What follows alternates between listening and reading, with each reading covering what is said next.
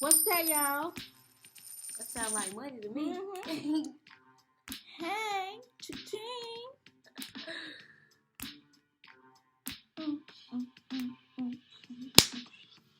We don't have any rights to this instrumental. My name is Cassie. And my name is Jazzy. And we are Cassi And Jazzy. And we are creators. So today, we're going to be talking about the principal laws of money. I know y'all want some money. That's right. You might as well just listen to the whole video. Mm-hmm. We're going to be talking about the principal laws of wealth, where we all want to get to. Hey. So I'm just going to start off today with one basic principle. And so we just thought it would be appropriate to play the love of money. I love money. I do too, y'all. Money loves me. And if you want money, that's how you gotta feel about money. Exactly. You gotta love money. You gotta love money. Money don't like you if you don't treat it right. Mm-hmm. Money It will love you back. run from you if you don't treat it right. Hey. Money wants to be respected. Yes.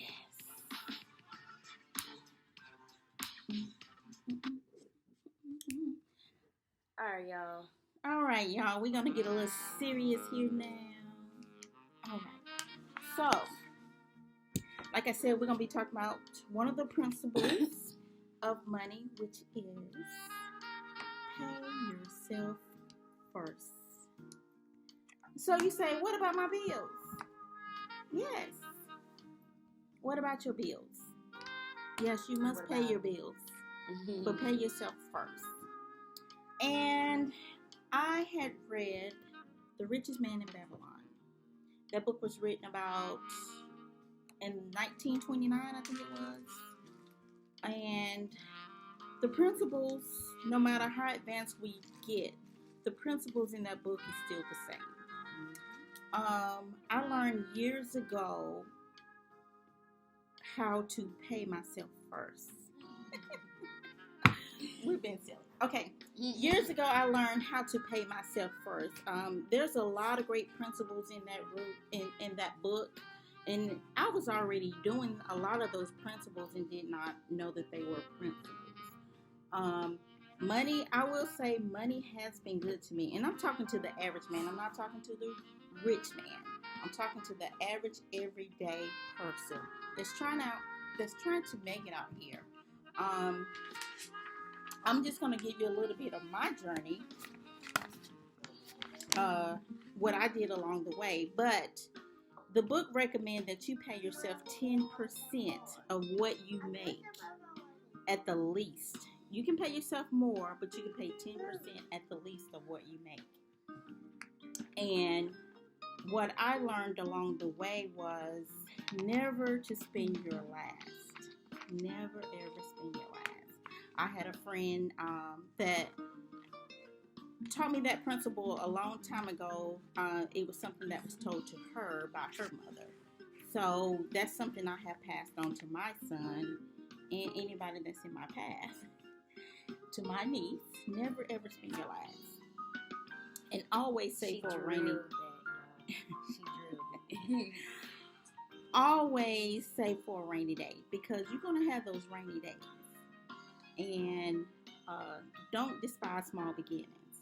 And what I mean by that is when you get paid, say you get paid every 2 weeks, you put $50 here to be saved. The next week, you may not be able to put $50, maybe $10. Put that $10 up. Don't say, oh, it's just $10, so I'm going to go out and spend it. No, put that $10 up, because that money grows. It grows over time. It's a lot for that, too. Yeah. But it's a law for that, too. A universal law. And, well, you can put it up. I think it's several of them that fits in to that law. Um, but I'm gonna tell you a little bit of my journey. I moved out when I was 20 years old, but saving came automatically. And this is not to brag about my story or anything. This is to let you know that it can be done. I moved out when I was 20 years old. I moved away from my parents' house, and I never looked back. And I never borrowed a dime from anyone up until this day. I don't mean like banks, because I had to buy a house, I had to buy a car. Yes, I borrowed money from that. As far as that. But as far as Jasmine, I need $10 this week because I can't make it. So, I borrowed from myself. I've always had a love of saving. That's just always something that I had a piggy bank when I was growing up, and that was like a hobby for me. Just looking at how much money I could save. So when I moved out, I already had a savings account. I had a savings account with Wachovia. If anybody remember Wachovia before they became Wells Fargo. I had an account since I was like 15, 16 years old, a checking and a savings account. So I already had built up funds even before I moved out of my own spot. And something I did years ago, now you do direct deposit with your checking. Most employees do direct deposit. So what I did was I had two banks. Now I need y'all to listen clearly, because this is going to help a lot of people, because this is what helped me along my journey. And I'm not saying this is necessarily going to work for you, but this is what helped me a lot. I had two separate banks. And what I did was I saved a certain amount of money. That money that I was saving went to a credit union. This credit union is not very popular. So the money was not as easy accessible as other banks were. So that's where all my money went for as my savings. And I had 3 accounts there. I had money market. This is when I was single before I met my husband. Money market, a savings account, and a savings account for my son since he was a baby. And all my money went there as far as my savings, and I didn't touch it unless I had an emergency or a very big purchase I wanted to make. But other than that, that money just sat there. Then I had another bank account where I wrote all my bills out. So when I got my statement, it was like that wasn't even a part of my household income. It's already put away. So that's a way of saving money, because it's like you living off. This is what you get paid every 2 weeks or every month or every week. This is what you get paid. This is what you're gonna pay your bills out of. So I had a checking and savings account at this other bank where I wrote off my bills, and I saved whatever I had from that and put that into my savings. Sometimes I may not have a lot left over. That was okay. But here I had a nest egg that I didn't touch, because I was a single parent, so I knew I can only depend on me to take care of my son and myself. So I had the mentality that I gotta take care of me. I can't rely on anybody else to take care of me and my son. So that's how you have to put in your survivor modes and kick in and find smart ways to save your money. So that's how I save 10% or more. And also a good thing to do is when you get a raise at work, don't raise your savings account. Yeah. Put that part into your savings account and still live off what you've been doing. So those are some wise things, and that has carried me a long way. And I have never feared not being able to make it, because I know how to survive if I have to. And I have not, there were times after I paid all my bills, because that was my number one priority, I would sit down write out all my bills, pay them, and whatever I had left over, that's what I lived off for 2 weeks. So you have to sacrifice some time to make your ends meet and be smart about it, because you can't just live from day to day and think it's okay, because it's not okay to live just day to day. So learn means of to survive to get you to the level you want to get to. I'm striving now I don't want to live the average everyday man level anymore. Since I've been married, me and my husband is striving to a whole nother level, because I know how to survive at this level. I know how to make ends meet at this level, but I'm reaching for a much higher level, taking me to another paradigm. So I have to study how the rich and wealthy live. So that's the next level that I want to go to. But I promise you, if you're a single mother out there, and if you follow some of those simple steps I just told you about, you can make it. You can make it till you get where you want to get. You have to cross in time before you can walk. So you just can't think, I'm saving $10. That's nothing. That's a lot, because it builds up over time. And also investing in your children's future, because I invested in even though he didn't go to college, he was well prepared if he did go to college. So, and I did that. You know, I had my son at 26, and I got married when he was about 17. Yeah, 17. So I was pretty much a single mother for many, many years. So we did it, and we made it. And I'm just letting you know you can too. You just have to be smart about your money. I can remember my child's father saying years ago, you will pay your bills. You'll starve to pay your bills. And I'm like, you're right, I will. Because you have to look at your car and your house, where you live, and that's your livelihood. You pay those things first, because you're gonna, as long as you work or do whatever, you're gonna always make money. But if you don't have those things, you make it difficult. So you need to pay those things first. You need to pay those things first. So pay yourself first, so you can start building up some income, some savings, so you can, if you need money, you borrow from yourself. So that's the basis of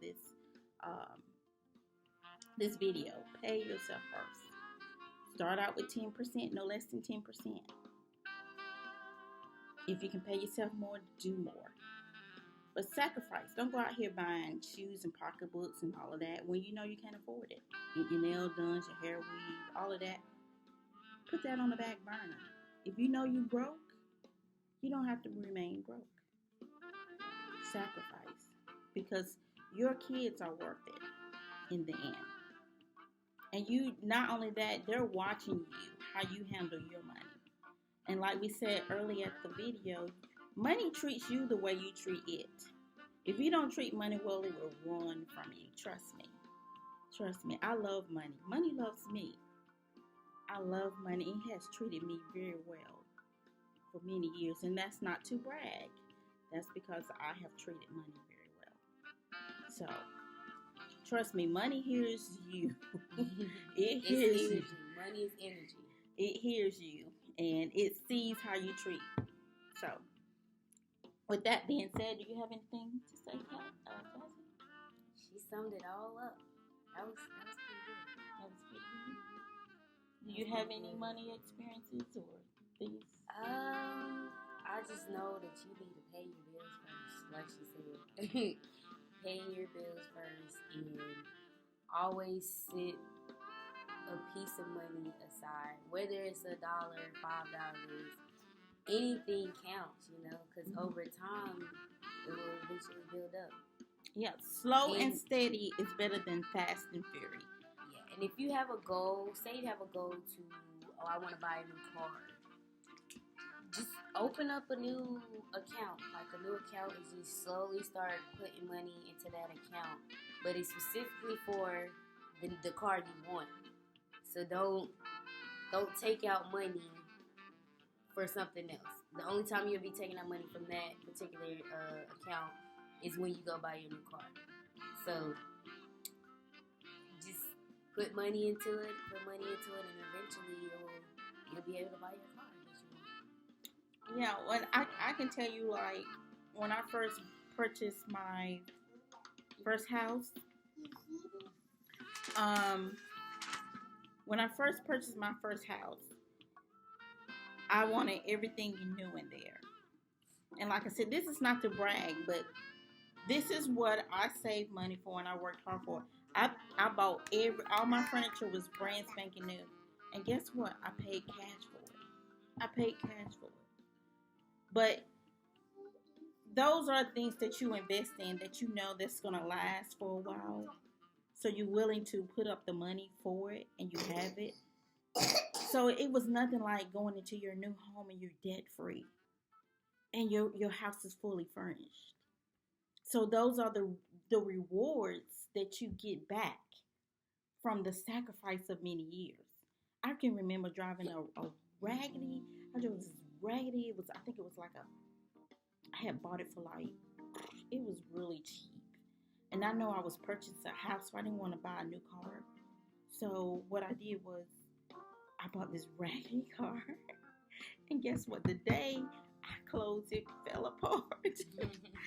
I had to call my sister to come and pick me up to take me to my closing because my car fell apart.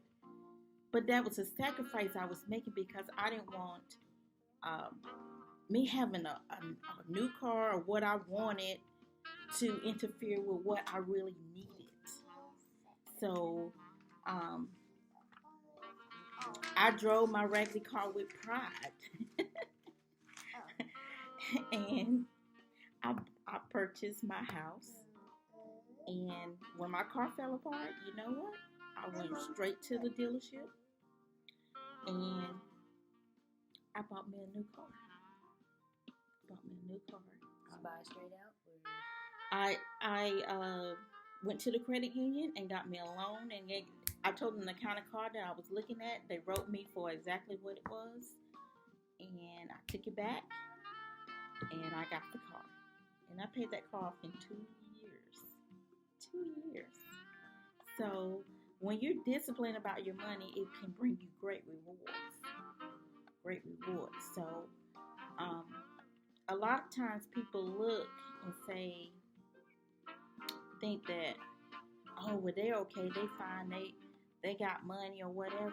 It's not that you have money, it's that you have treated money right. So money gonna be good to you. Once you learn the secret to money and how money works, money will just start falling. It'll follow you. It'll come to you easily. So, just be disciplined about your money. Trust me when I say money senses and knows how you treat it. And it's going to treat you the way you treat it. So, I love money. I love money too. Money, I'm a magnet for money. We all want money. We all want it. Because we work every day. That's right. And I'm in expectancy all the time. So I thank God for his blessings and raining down on me. And at the end of the day, we are responsible for our own actions. At the end of the day. So pay yourself first. That's one of the first universal laws of money. Pay yourself first. So thank you for listening, and we will talk to you later. This is Cassi and Jazzi, and we are creators.